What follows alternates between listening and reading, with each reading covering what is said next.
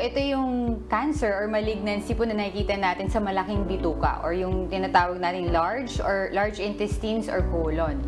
So, it usually starts as a polyp, maliit po na kuntil na tumutubo po sa loob ng ating colon. Tapos eventually, over a span of say mga 10 to 15 years, pwede po siyang maging cancer if left unmonitored. Napakahalaga ng colon o ang laki pagkain na ating kinakain patungo sa ating digestive system. Bukod sa family history, ang di pag-iwas sa mga bisyo tulad ng paninigarilyo o pag-inom ng alak ay maaari ring maging dahilan ng pagkakaroon ng colon cancer.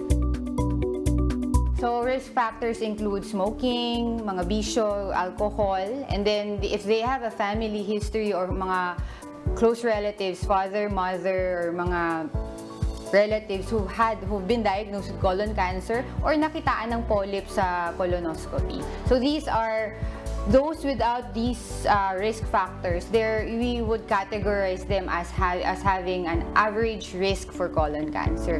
But if meron silang mga kamag-anak na merong colon cancer or nakitaan ng polyp sa colonoscopy, then ito, high risk na sila for colon cancer.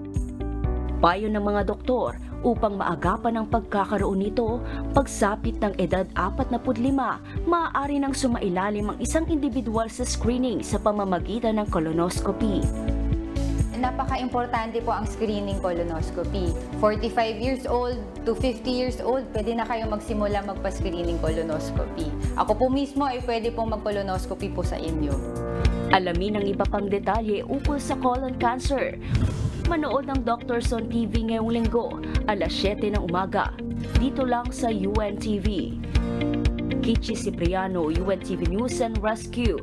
Diyos ang aming sandigan, serbisyo publiko ang aming pinahahalagahan.